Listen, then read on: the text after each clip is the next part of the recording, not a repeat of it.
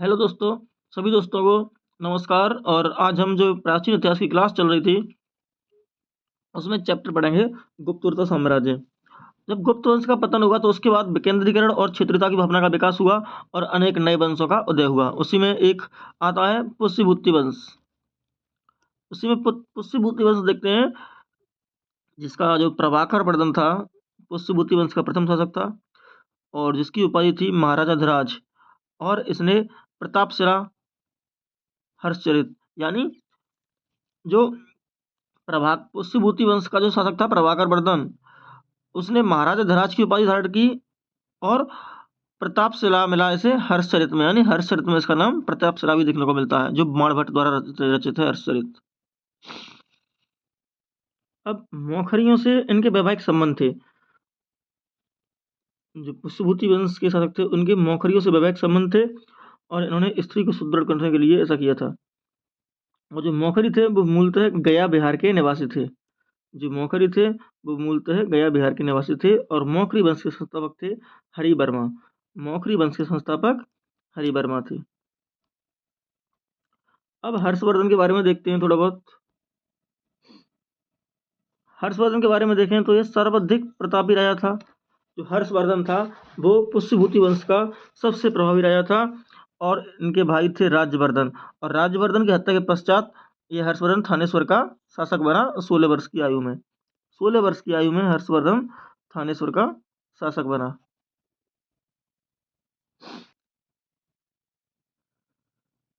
हर्षवर्धन ने अपनी राजधानी कन्नौज बनाई और राजनीतिक शक्ति का केंद्र से कन्नौज था। और 7वीं सदी में इसने किलेबंदी भी की। 7वीं सदी में इसने किलेबंदी भी की थी। इसका आरंभिक इतिहास जो हर्षवर्धन था, इसके आरंभिक इतिहास की जानकारी बाणभट्ट से जो हर्षचरित लिखी थी, जो बाणभट्ट ने जो हर्षचरित पुस्तक लिखी थी उसके बारे में इसके शासनकाल की आरंभिक जानकारी मिलती है। और जो हर्षवर्धन था वो सूर्य और शिव का उपासक था। हर्षवर्धन सूर्य और शिव का उपासक था। इसने 3 पुस्तकों की रचना की, जिसमें थी नागानंद, रत्नावली और प्रियदर्शिका। नागानंद, रत्नावली और प्रियदर्शिका। और यह भारत का अंतिम हिंदू सम्राट था। हर्षवर्धन भारत का अंतिम हिंदू सम्राट था। और दक्षिण की ओर के अभियान को नर्मदा के तट पर चालुक्य वंश के राजा पुलकेशिन द्वितीय ने रोका। यानी जब यह दक्षिण की ओर बढ़ रहा था तो चालुक्य वंश का एक शासक था पुलकेशिन द्वितीय, इसने इसके अभियान को रोक दिया। अब हैनसंग का हर्ष काल में आगमन। जो हैनसंग था वो हर्षवर्धन के काल में भारत आया और लगभग 15 वर्षों तक रहा। और इसने बताया कि हर्षवर्धन की सेना में 60,000 हाथी थे, 1 लाख घोड़े। और हर्ष ने स्वयं को राजपुत्र कहा तथा उपनाम इसका शरद था। अब हर्ष के प्रशासन के बारे में देखते हैं तो इसका प्रशासन था वो राजतंत्रात्मक था। प्रशासन राजतंत्रात्मक था और राज्य का जो विभाजन था वो था राष्ट्र, भुक्ति, विषय और ग्राम। राष्ट्रभक्ति विशेष ग्राम इसमें भजन था। और पदाधिकारियों को शासक पत्र सनद के द्वारा जमीन देने की प्रथा को प्रारंभ किया था। इसने पदाधिकारियों को शासन पत्र सनद द्वारा जमीन देने की प्रथा को आरंभ किया था। और अर्थव्यवस्था के बारे में बात करें तो इसने एक भाग राजा के व्यय के लिए होता था और दूसरा भाग धार्मिक कार्यों के लिए। और इससे 3 प्रकार के कर थे। और जो हर्षकालीन एक ताम्रपत्र था, इसमें उल्लेख मिलता है कि इसमें 3 प्रकार के कर थे। इसमें एक भाग था, एक हिरण्य था और एक बलि था। जो भाग था वो भूमि कर था, वो उपज का 6वां भाग था। और हिरण्य नगद कर था, जो व्यापारियों से लिया जाता था। और बलि यह धार्मिक कर था। बलि धार्मिक कर था।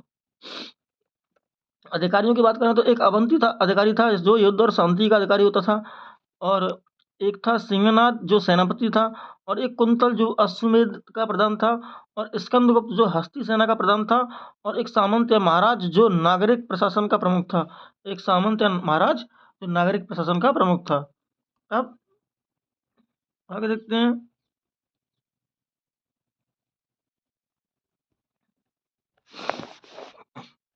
हैंसंग का भी विवरण देखते हैं।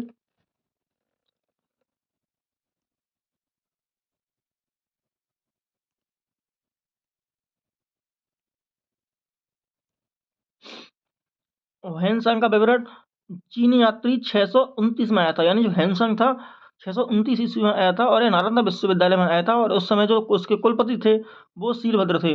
और इसने शूद्रों को कृषक कहा और मेहतर, चांडाल इनका भी वर्णन किया था। और इसके विवरण से ज्ञात होता है कि इस समय पाटलिपुत्र और वैशाली अपने पतन की अवस्था में थे।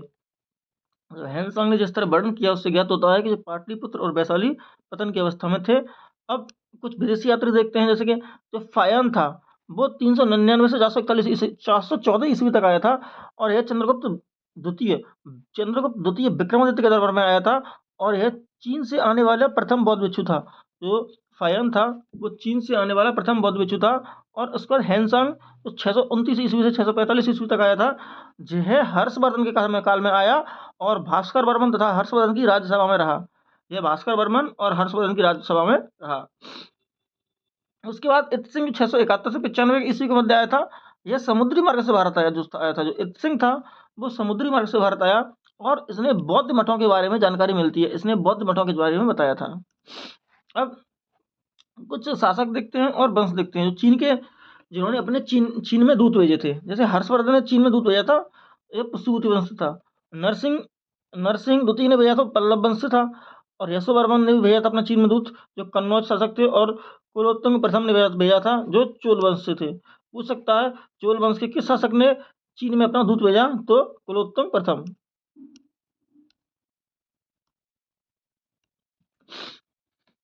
बाकाटक वंश के बारे में पढ़ते हैं तो इसके संस्थापक थे बिंद शक्ति। राजधानी थी इनकी पुरी का बेराट। और इंद्र और विष्णु से तुलना की गई थी, यानी बिंद शक्ति की तुलना इंद्र और विष्णु से की गई थी। जो बाकाटक राजवंश था वो उत्तरी महाराष्ट्र और विदर्भ में उदय हुआ था। इसका उदय उत्तरी महाराष्ट्र और विदर्भ में हुआ था। और इन्होंने ब्राह्मणों को अत्यधिक भूमि अनुदान की। और यह ब्राह्मणों के पक्षधर रहे और अनेक वैदिक यज्ञ किए, इन्होंने अनेक वैदिक यज्ञ किए थे। और संस्कृत की बेधर्मी शैली का पूर्ण विकास हुआ इनके काल में। संस्कृत की बेधर्मी शैली का पूर्ण विकास हुआ। इसके बाद देखते हैं प्रवरसेन प्रथम। ये इन्होंने बाकाटकों की शक्ति का विस्तार किया। जो प्रवरसेन प्रथम थे इन्होंने बाकाटकों की इन्होंने बाकाटकों की शक्ति का विस्तार किया। और महाराज, सम्राट की उपाधि धारण करने वाला एकमात्र शासक था। बाकाटक वंश का एकमात्र शासक था जिसने सम्राट की उपाधि धारण की। और प्रवरसेन की मृत्यु के बाद बाकाटक दो भागों में बट गया, मुख्य बाकाटक और वसीम। अब ब्राह्मण धर्म की महत्ता स्थापित की इन्होंने। जो बाकाटकों ने प्रवरसेन प्रथम ने ब्राह्मण धर्म की महत्ता को स्थापित किया। इसने 4 अश्वमेध यज्ञ कराए, एक वाजपेयी यज्ञ कराया और अनेक वैदिक अनुष्ठान कराए। इन्होंने अनेक वैदिक अनुष्ठान कराए। इसके बाद देखते हैं रुद्रसेन द्वितीय। रुद्रसेन द्वितीय के बारे में देखते हैं। इसका विवाह गुप्त सम्राट चंद्रगुप्त द्वितीय की पुत्री प्रभावती गुप्त से हुआ।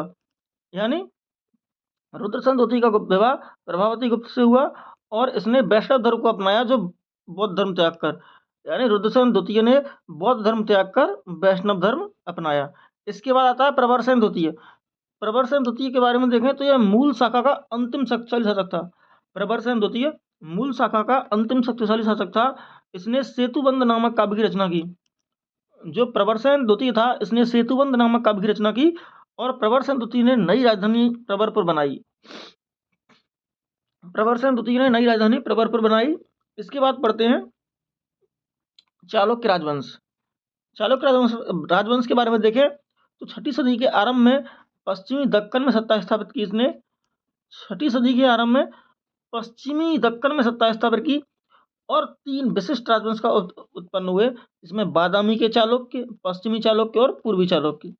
अब आगे देखते हैं बादामी के चालुक्य के बारे में पढ़ें तो मूल शाखा का उदय बातापी का पुलकेशिन प्रथम था, वो वास्तविक संस्थापक था।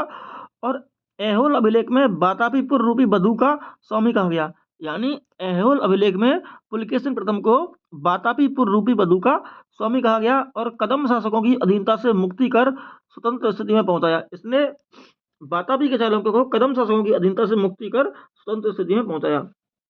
इसके बाद पढ़ते हैं पुलकेशिन द्वितीय। इसने परम भागवत की उपाधि धारण की। और इसकी अन्य उपाधियां थी परमेश्वर और सत्याश्रय। परमेश्वर और सत्याश्रय इनकी अन्य उपाधियां थी। ऐहोल अभिलेख के बारे में देखें तो इसके रचयिता थे दरबारी कवि रवि कीर्ति। रवि कीर्ति ने ऐहोल अभिलेख की रचना की। और यह ऐहोल अभिलेख है वो पुलकेशिन द्वितीय के संदर्भ में विवरण देता है। ऐहोल अभिलेख पुलकेशिन द्वितीय के संदर्भ में बताता है। नदी के तट पर, नर्मदा नदी के तट पर पुलकेशिन द्वितीय ने हर्ष से युद्ध किया और हर्ष पराजित हुआ और ऐहोल अभिलेख में इसका वर्णन है। अब पल्लवों के बारे में पढ़ें तो चालुक्य संघर्ष की शुरुआत हुई पल्लवों से और इसमें पल्लव शासक नरसिंह वर्मन विजयी रहे और इन्होंने वातापी पर अधिकार कर लिया और वातापी कोंडा नरसिंह वर्मन की उपाधि थी। जो वातापी कोंडा थी वो नरसिंह वर्मन की उपाधि थी। और हैदराबाद ताम्रपत्र लेख जिसमें सैकड़ों युद्धों में भाग लेने वाला बताया गया, यानी पुलकेशिन को सैकड़ों युद्धों में भाग लेने वाला बताया गया था हैदराबाद ताम्रपत्र अभिलेख में। आगे बढ़ते हैं।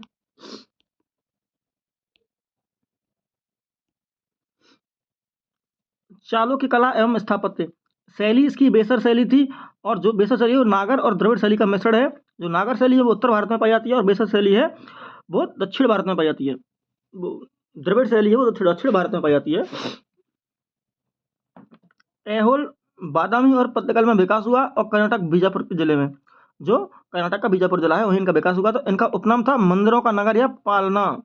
मंदिरों का नगर या पालना इनका उपनाम था। इन्होंने कुल 70 मंदिर बनवाए थे। प्रथम मंदिर इसका लात खान था और अंतिम मंदिर इसका मेगुती था।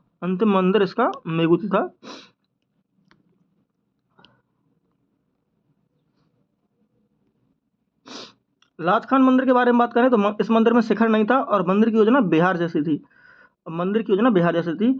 हचील अब इसके बाद हचीमलगुड़ी मंदिर के बारे में बताया तो इसका निर्माता था विजयादित्य ने इसका निर्माण कराया। इसमें गर्भगृह का प्रवेश द्वार 5 शाखाओं में सुशोभित था और गर्भगृह तथा मंडप के बीच बना अंतराल नवीन विशेषता थी। इसकी विशेषता थी गर्भगृह और मंडप के बीच एक अंतराल था।